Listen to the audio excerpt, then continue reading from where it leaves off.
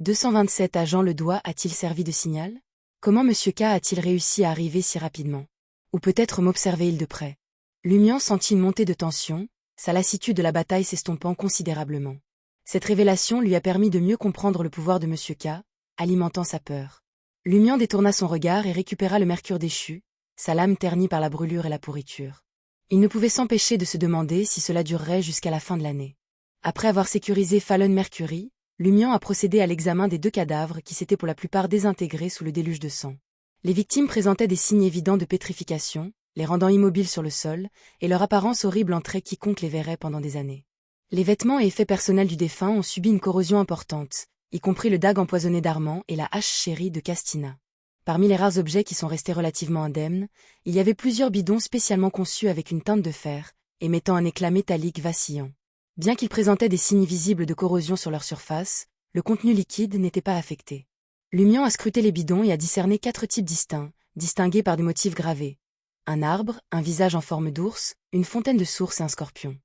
Armand et Castina en avaient chacun un, laissant un total de 8 bidons. En les rassemblant, Lumian s'approcha de la faux particulière récemment brandie par Black Scorpion, Roger. Il dégageait une aura menaçante, sa lame noire comme du sang, tranchante et menaçante. Ce n'était pas aussi compact qu'une faux à blé, ni aussi colossal qu'une arme géante. Il n'avait pas la capacité de choquer les spectateurs et mesurait seulement la moitié de la taille d'une personne moyenne. Au moment où la main gantée noire de Lumian toucha la faux, il sentit une pointe éthérée s'en étendre, transperçant sa chair et siphonnant progressivement sa force vitale. C'était glaçant et impitoyable. Rétractant rapidement sa main, Lumian réalisa que sa vie ne s'écoulait plus lentement. S'agit-il d'un artefact mystique ou d'une arme biondée semblable à Fallon Mercury? Comment puis-je le retirer en toute sécurité?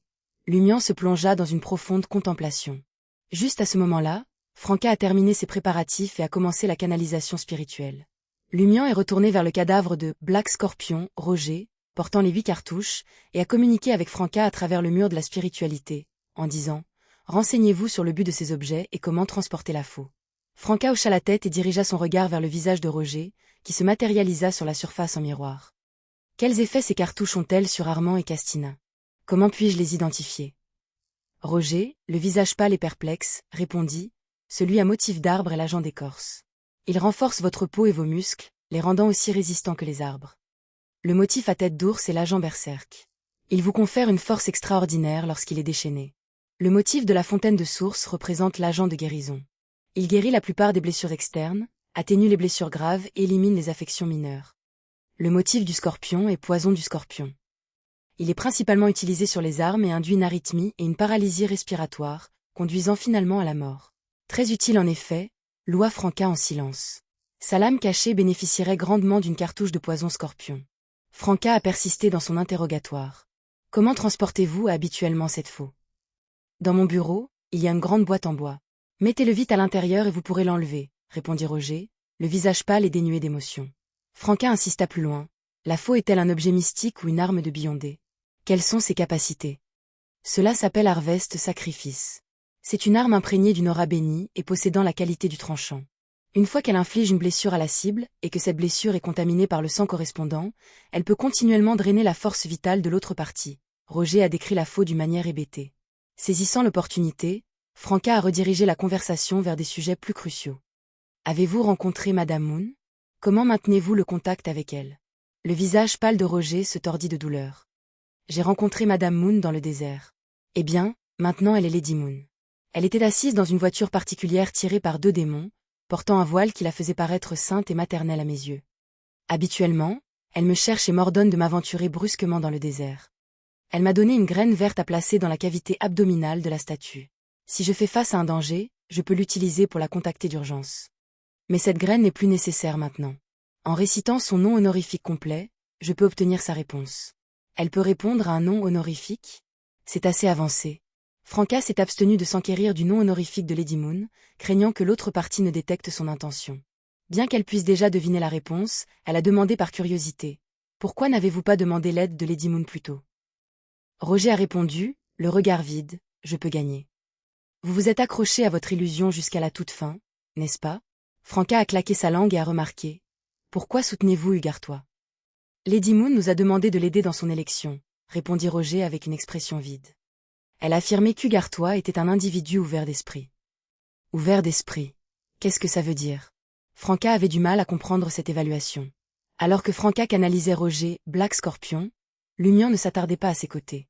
Au lieu de cela, il s'aventura dans le bureau, prenant l'apparence d'Alcée, et commença à trier les objets de valeur. Armé d'un fil court, il a tenté de déverrouiller la porte du coffre-fort, mais ses efforts se sont révélés vains. Dans le bureau, il a découvert une boîte en bois appropriée pour abriter la sinistre faux. Le portant, il descendit les escaliers jusqu'au sous-sol à porte ouverte. La zone semblait bien rangée, à l'exception d'une plateforme en pierre soupçonnée de contenir la statue, dépourvue de tout autre objet. Utilisant ses talents d'observateur en tant que chasseur, Lumion parcourut les environs et découvrit une porte cachée. Avec un bruit grinçant, il poussa le passage secret et révéla un couloir au-delà. De chaque côté du couloir se trouvaient des cellules de prison entourées de barreaux de fer. Des dizaines, voire des centaines de personnes étaient entassées à l'intérieur.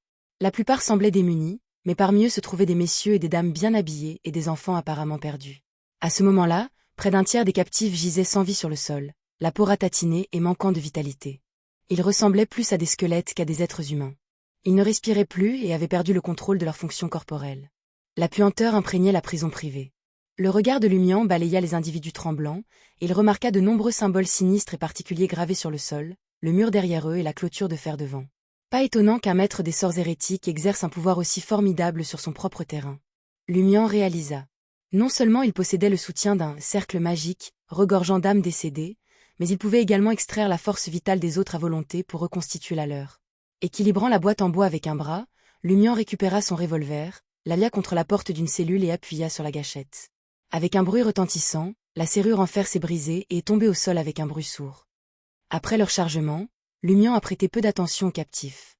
Il progressa méthodiquement, effaçant les verrous de fer des cellules restantes. Puis, avec le revolver rangé sous son aisselle, il s'est retourné et est parti, laissant derrière lui un groupe de survivants abasourdis et engourdis. Lorsque Lumion est revenu au rez-de-chaussée, Franca venait de terminer la canalisation spirituelle et de dissiper la barrière spirituelle. « Avez-vous découvert quelque chose ?» s'enquit Franca avec désinvolture. Lumion fit un geste vers la boîte en bois nichée sous son bras gauche. « Cela devrait suffire pour ranger la faux. Je n'ai pas pu accéder au coffre-fort. Il est possible que les domestiques se soient enfuis au 2e étage ou dans le jardin à l'arrière. Je ne les ai pas rencontrés. Ne vous inquiétez pas d'eux. En tant que disciples d'une divinité maléfique, ils connaîtront une disparition rapide une fois que leur protection diminuera. Et de plus, nous nous sommes déguisés de manière adéquate pour éviter d'être reconnus, affirma Franca avec un hochement de tête. Emballé à Harvest Sacrifice. Nous partons maintenant. Oh, au fait, la faux s'appelle Harvest Sacrifice. Peu de temps après, Lumion revint vers le corps sans vie de Black Scorpion, Roger avec la faux à la main, présentant la boîte en bois à Franca. Puis, il s'est accroupi, a arraché une partie de son pyjama, l'a froissé en boule et l'a taché de sang. Curieuse, Franca a demandé « Qu'est-ce que tu fais ?» Lumion resta concentré, son regard fixé sur la tâche à accomplir, et répondit succinctement « Fournir un indice au bilan des officiels. » Avec le tissu taché de sang à la main, Lumion retourna au salon. À côté de la statue féminine sereine, il inscrit en désordre des mots en intisien « Grande mère ». Ayant terminé la tâche, Lumion jeta le paquet de tissu et se dirigea vers la porte. Pourquoi cela semble-t-il si provocateur? Franca soupira et se retourna. Derrière elle, des flammes sombres se sont matérialisées et sont montées, consommant les traces laissées par elle ainsi que les corps spirituels persistants du défunt. Peu de temps après, Franca a dispersé de la poudre scintillante et a récité l'incantation de l'invisibilité. Elle disparut du hall, serrant la caisse en bois dans ses bras. Lumion poussa la porte et sortit avec confiance sur le 126 avenue du Marché. Il a laissé la porte entr'ouverte, permettant ainsi à la scène intérieure d'être exposée aux passants. Sous la lueur jaunâtre des appliques à gaz, un corps sans vie gisait dans le hall, entouré de sang.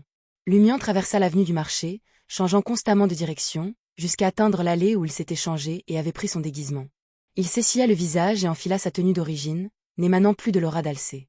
L'instant suivant, Franca s'est transformée en sa silhouette à capuche, drapée de robe noire.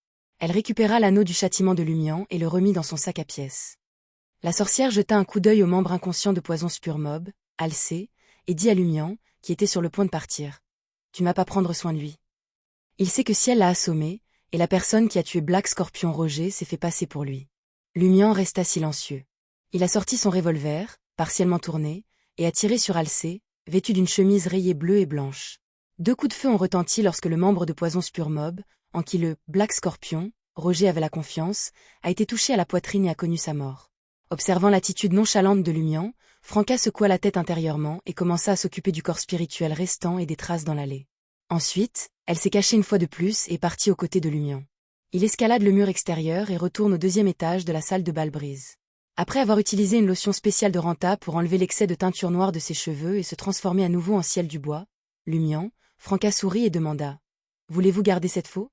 Sinon, je le vendrai et nous partagerons les bénéfices à parts égales. Votre potion provoquée devrait être presque entièrement digérée. Vous devrez rassembler des fonds et des ingrédients pour votre avancement.